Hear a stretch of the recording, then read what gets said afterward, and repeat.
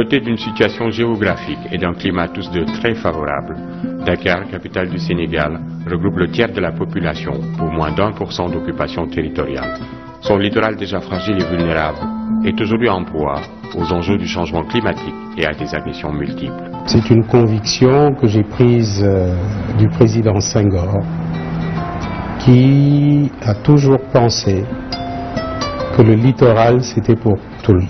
Il y a 30 ans, je faisais cette prédiction qui disait que on allait quitter l'aéroport de Dakar, arriver au palais et qu'on ne verrait pas la mer. Depuis plus de 30 ans, je me bats avec d'autres.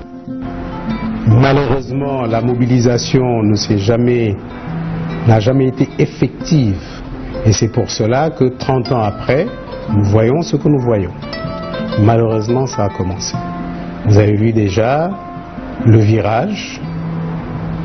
Au virage, le tout premier virage de Dakar, au lieu de découvrir la mer, on découvre un hôtel, l'hôtel Le Virage. Le premier président du Sénégal indépendant, Léopold Senghor, aurait eu du mal à reconnaître ce littoral dont il tenait tant à la préservation. Des promoteurs privés ont acquis l'espace, privant ainsi des millions de citoyens du droit de jouissance sur cet endroit, unique sur tout le territoire.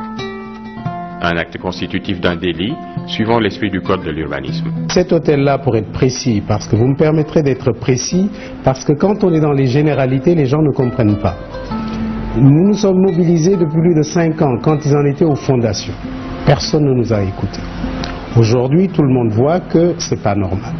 Ils ont érigé un hôtel, non seulement en bord de mer, mais sur la mer. Or, la loi sur le littoral est très claire. On ne peut pas bâtir sur le littoral. Alors cette fois-ci, nous sommes heureux de voir que les gens commencent à comprendre et comme ils l'ont dit dans Jeune Afrique, trop, eh bien c'est trop. Le fait de laisser quelqu'un construire sur une zone sans permis de construire, c'est déjà, ça constitue déjà un problème. Au vu et au su de tout le monde. On laisse des gens construire jusque, comme ils l'appellent, le pied dans l'eau, sans autorisation de construire. Maintenant, si l'État exigeait de ces personnes-là une autorisation de construire, ce qui est sûr, c'est que l'occupation actuellement, comme elle s'est faite sur la corniche, ne se ferait pas. L'esprit de la loi, c'est que on n'interdit pas à 100% de s'installer, mais il faut le faire en respectant le principe de précaution. Ça veut dire qu'il faut le faire en ayant des installations qui soient là à titre précaire. Ça veut dire que l'État peut revenir sur ça, mais également, il faut que ce soit des installations légères, démontables. C'est ça l'esprit. En 2010, Pierre Goudiaby Atepa, qui est en sus de sa casquette d'architecte, président d'honneur de l'Association pour la défense du littoral, SOS Littoral, a servi une assignation à divers promoteurs immobiliers et privés, tous titulaires de baux, délivrés sur des sites situés sur le littoral, à hauteur de la corniche ouest de Dakar. Il y a plusieurs problèmes qui peuvent être mis ensemble. Il y a un problème de discipline personnelle et de discipline collective au niveau de notre pays. Il y a un problème de patriotisme parce que c'est clair qu'on ne peut pas mettre un gendarme derrière chaque Sénégalais. Et il appartient à chaque Sénégalais, surtout les adultes, d'être eux-mêmes des citoyens, qu'on ne leur force pas la main. Lorsque quelque chose est illégal, vous ne devez pas attendre qu'on vous le dise. Vous devez le faire vous-même, essayer de vous mettre en conformité avec les lois. Mais un être humain est d'abord, comme on dit, un animal. Et si les gens sur eux-mêmes ne prennent pas la responsabilité pour se conformer aux lois de la puissance publique, sa responsabilité première, c'est justement de le faire. Malheureusement, l'État a démissionné dans de nombreux domaines et tout espace laissé vacant par l'État est occupé par des gens sans scrupules qui ne respectent pas justement les lois. C'est pourquoi j'appelle l'État à assumer sa responsabilité, c'est-à-dire de faire en sorte que les lois dont nous disposons, parce que tout ça, cela existe, on a légiféré là-dessus, que l'État vienne appliquer les lois et que ceux qui n'ont pas le droit de s'établir quelque part n'y aillent pas, et s'ils le font sans autorisation, qu'ils soient sanctionnés, ou alors si des autorisations indues leur ont été données sur la base d'actes de corruption, que l'État les traque et que tout ça soit rendu à la population. Les bénéficiaires brandissent un argument fondé sur le droit pour justifier leur démarche. En fait, une clause d'exception, glissée dans le texte de loi, permet de contourner le verrou juridique. Il y a une disposition qui prévoit une dérogation. On dit qu'à titre dérogatoire, le gouvernement peut déclasser une zone qui est dans le domaine maritime pour l'intégrer dans le domaine privé et être après pour des raisons d'utilité publique, évidemment, remettre ça pour des investissements publics ou privés. Malheureusement, c'est une disposition dérogatoire que les autorités utilisent parfois de façon abusive. C'est pourquoi je parle de gestion laxiste et permissive de certaines dispositions dérogatoires qui font que, bon, vous voyez sur la corniche, d'ici peu on n'aura plus de corniche, tout sera occupé, alors que ça ne doit pas être le cas. Si l'aspect juridique laisse entrevoir une faille, le volet environnemental impose des mesures obligatoires, même si souvent elles ne sont pas respectées. Le Sénégal fait partie des pays les plus vulnérables.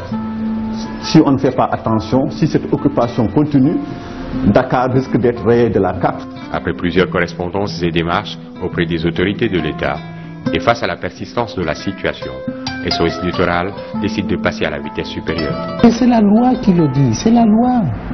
Je souhaite simplement qu'on applique la loi. Or, il y a une brèche qui a été faite sur la loi, les spécialistes que vous allez interroger vous le diront. Il y a une petite brèche qui s'appelle l'article 19, qui dispose que pour des questions d'utilité publique, on doit pouvoir déclassifier. Et seulement, dites-moi, le Terroubi n'est pas d'utilité publique, je regrette. Et il y a des individus, je vais donner des noms aujourd'hui parce que tant qu'on ne donne pas des noms, on est dans le flou. Alors, il y a des gens qui ont des titres fonciers sur le domaine public maritime.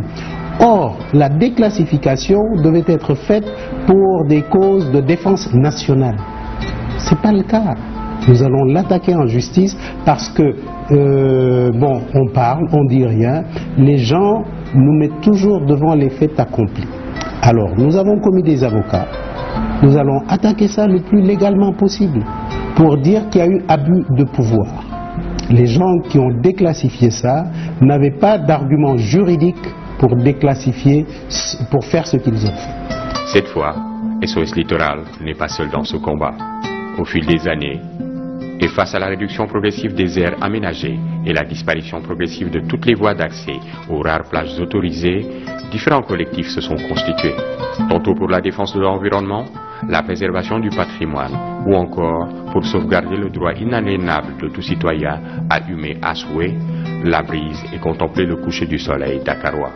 Il y a quelques semaines, un mur édifié autour de la parcelle de 4111 m², situé à côté du restaurant Terroubi, a déclenché l'ire des populations. Baptisé le mur de la honte, cet édifice a eu le mérite d'avoir stimulé la jonction des forces autour d'un seul idéal, la défense du littoral. La dite parcelle a été attribuée à l'ambassade de Turquie à Dakar. En réalité, cette cession s'inscrit dans le cadre du principe de la réciprocité. Le président de la République comprend parfaitement leurs préoccupations. Je pense qu'il est important de rappeler que ce terrain a été octroyé à la Turquie par l'ancien régime. Et comme il y a la continuité de l'État, l'offre qui avait été faite à la Turquie a été maintenue. Et en échange, la Turquie également a octroyé au Sénégal 4000 m² à Ankara pour bâtir une résidence. Donc le fait que le mur qui est en train d'être érigé suscite l'émoi des populations, nous le comprenons parfaitement bien.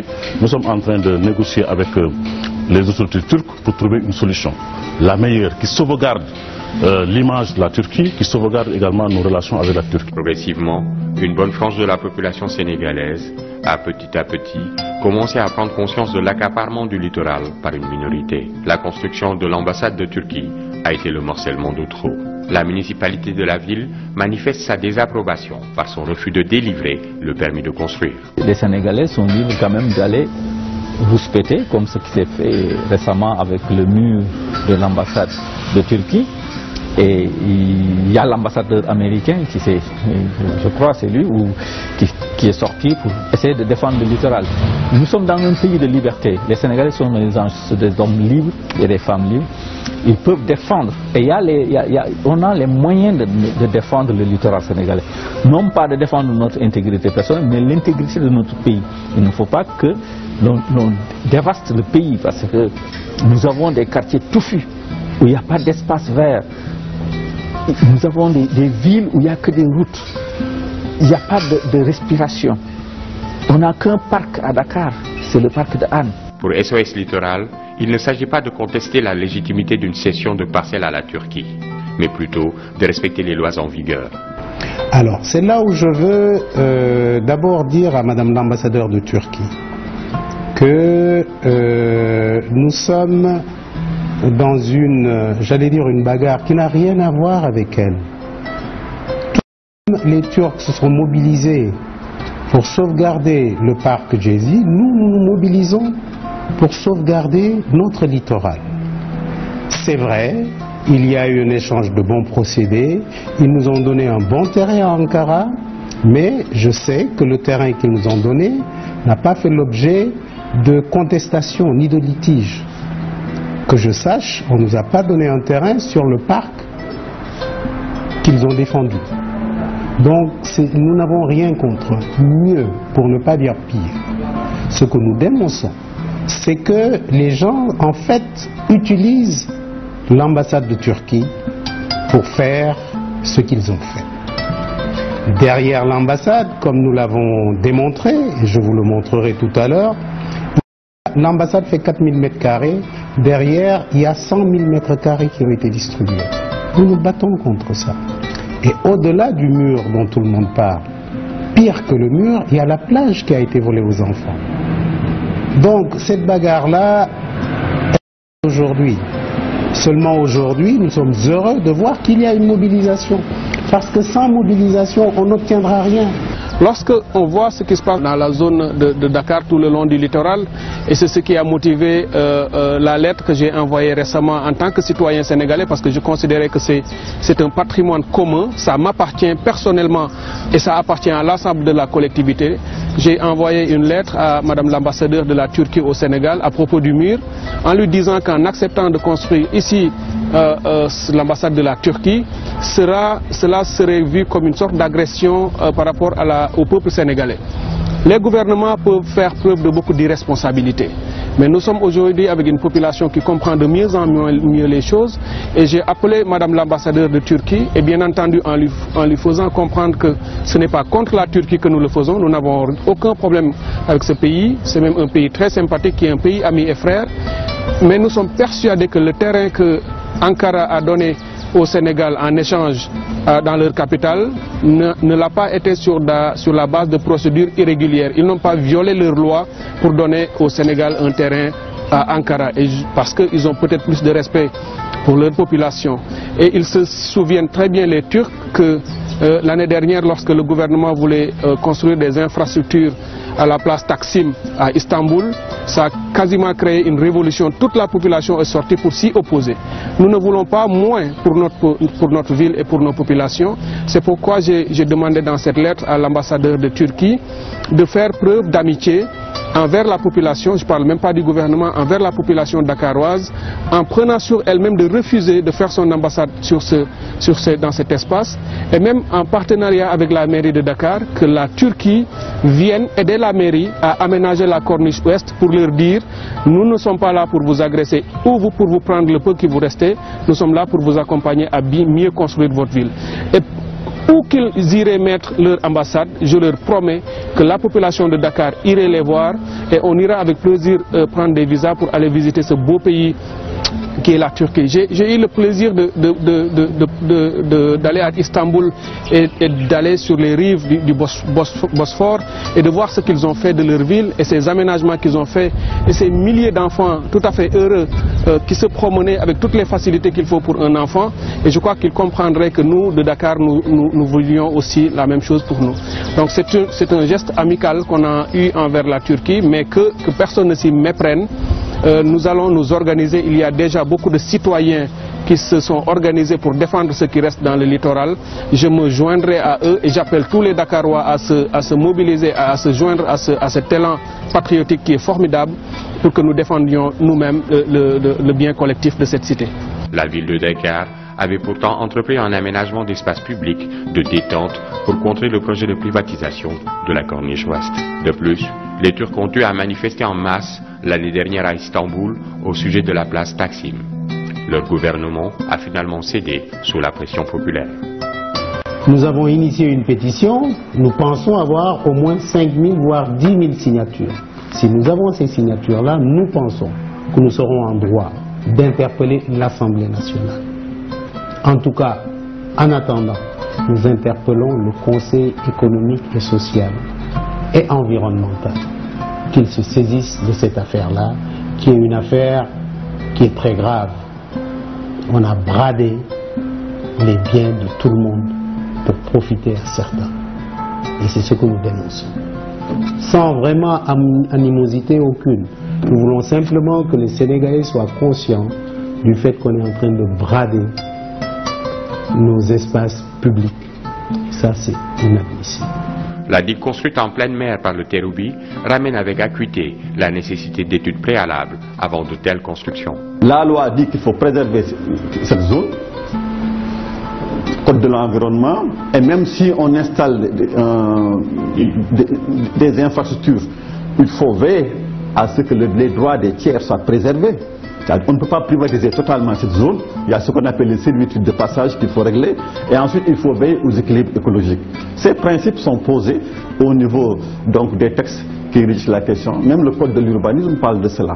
Malheureusement, c'est dans la pratique que ça pose problème. Le projet d'extension de l'hôtel, grâce à une hypothèque auprès des banques, suscite le courroux des défenseurs du littoral. Nous sommes très clairs. Nous demandons que le Terroubi restitue la plage qui ne lui appartient pas.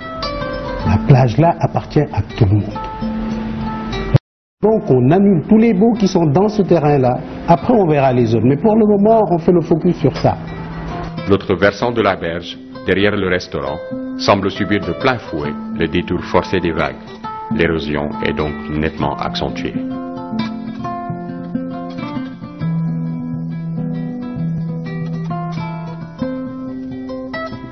Le promoteur de l'hôtel Le Virage est aussi dans le viseur de SOS Littoral.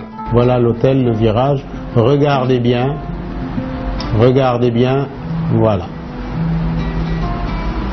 Voilà l'hôtel Le Virage. Voilà l'eau. Et on n'est pas en marée haute. En marée haute, l'eau est là. Vous croyez que c'est normal? Toute cette plage-là, c'était pour les jeunes, voilà. Ça va, ils ont pris ça.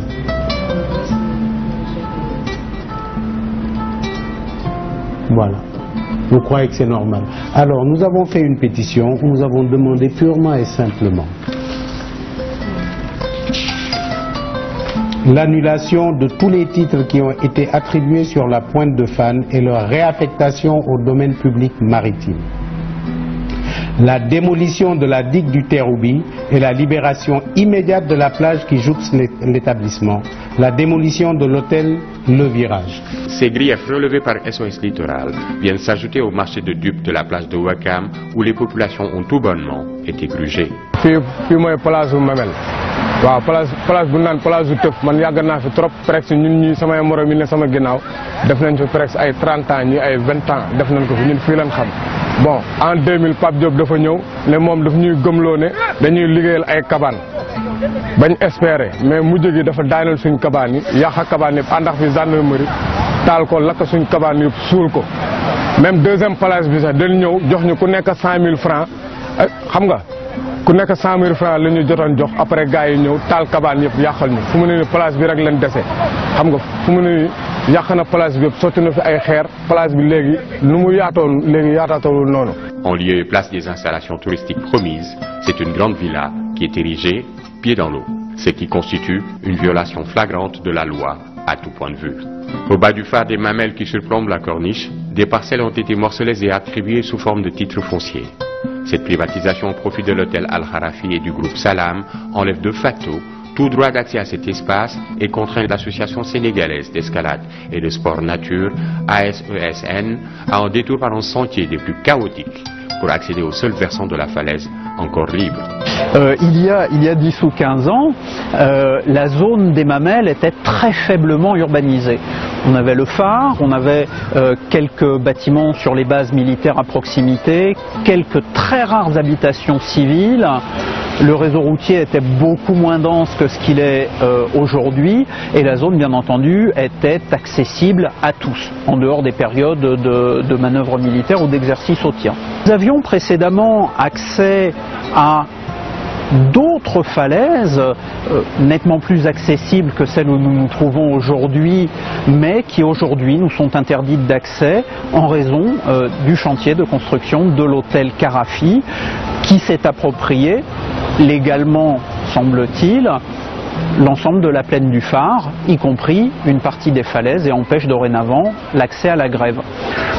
D'autres d'autres projets immobiliers de lotissement, comme le projet du groupe Salam, relativement récent, tendent aussi à s'implanter dans la zone. Pourtant, le phare des Mamelles, au même titre que le monument de la renaissance du président Abdoulaye Wade, revêt un cachet touristique indéniable, d'autant plus qu'il a été déclaré patrimoine culturel classé. Dans la zone appelée 888, du fait de sa superficie, le morcellement et l'attribution sont effectives. Parmi les bénéficiaires figure en bonne place l'ambassade du Koweït, ce qui n'a pourtant pas défrayé la chronique. Pour SOS Littoral, il convient de dresser des priorités pour donner du poids à l'action citoyenne. Au-delà du littoral dakarois, ce sont les 700 km de côte sénégalaise, fortement dégradées par endroits, qui demandent une prise en charge urgente. Il est important de ce point de vue donc, de prendre en charge ces questions et donc d'avoir de véritables stratégies de gestion intégrée du territoire en mettant ça en rapport avec un dispositif de cohérence territoriale. Donc il faut des plans, des schémas d'aménagement, pas seulement qu'on puisse adopter, mais qu'on puisse les mettre en œuvre et assurer un suivi régulier et systématique sous le contrôle des populations. Et à ce niveau, il faut que les populations prennent conscience des enjeux dans le contexte des changements climatiques. Parce que la nécessité d'aménager des espaces le long du littoral n'a jamais été contestée. Ce que les analystes suggèrent, c'est une gestion concertée tenant compte de tous les paramètres. Maintenant, il ne faut pas seulement se dire qu'on va seulement, ce que j'appelle l'approche intégriste de l'environnement. Le littoral est là, on va préserver le littoral. Il faut gérer le littoral sous l'angle du développement durable. Ça veut dire une gestion rationnelle et durable qui fait en sorte que, tout en valorisant, parce qu'il y a nécessité de valoriser le littoral pour des raisons touristiques, pour la pêche et des choses comme ça, mais qu'on ait comme souci de respecter les équilibres écologiques. Pierre Goudiaby Atepa va jusqu'à préconiser l'implication de tout son corps de métier pour apporter de véritables études architecturales aux municipalités. Éventuellement lancer un concours d'architecture, les architectes d'ailleurs il faut qu'ils se mobilisent pour que nous puissions, que les architectes puissent aménager cet espace-là pour les jeunes. Mohamedou Nabi Kane, secrétaire général de l'Ordre des architectes, pour sa part, plaide pour l'installation d'une commission de gestion. Une commission, bien sûr, c'est d'abord l'environnement, c'est d'abord l'environnement, le ministère de l'urbanisme qui est en règle, le ministère de l'urbanisme, des juristes peuvent être là, des architectes, des urbanistes, des aménageurs et les membres de la société civile. Je sais qu'il y a beaucoup de personnes aujourd'hui qui s'élèvent contre l'occupation de la Corniche et toutes ces personnes-là, la municipalité, la mairie de Dakar, la grande mairie et puis les mairies concernées peuvent faire partie de cette commission pour qu'on essaie de regarder comment on peut gérer ce problème. Le littoral dakarois est une richesse à préserver à tout prix. Surtout que la question environnementale est au centre des programmes gouvernementaux à l'échelle mondiale. Dans aucun pays du monde aujourd'hui, on ne peut permettre l'occupation des espaces qui sont voués, en tout cas à la protection de l'environnement, des espaces qui sont loués au loisir, pour nos enfants, à ce que des individus puissent l'occuper. Ça, c'est une question de principe. Et quand on regarde Paris, qui n'a pas de mer, qui n'a pas d'océan, ils sont obligés, pendant l'été, d'aménager les berges de la Seine, et ça s'appelle Paris-la-Plage, parce qu'il n'y a pas la mer. Donc ils sont obligés aujourd'hui d'amener du sable de mer, de planter même des cocotiers fictifs, pour montrer qu'effectivement les gens peuvent occuper cet espace-là qui est un espace public. D'autant plus que nous on a la mer qui est là, une mer entièrement, je dirais, rocheuse, escarpée, et que les rares zones que les Sénégalais aujourd'hui peuvent utiliser, malheureusement sont occupées par des individus. Et c'est vraiment dommage. Finalement, face à la démission des autorités qui se sont montrées incapables de préserver les intérêts des populations, l'implication de la société civile est fortement encouragée.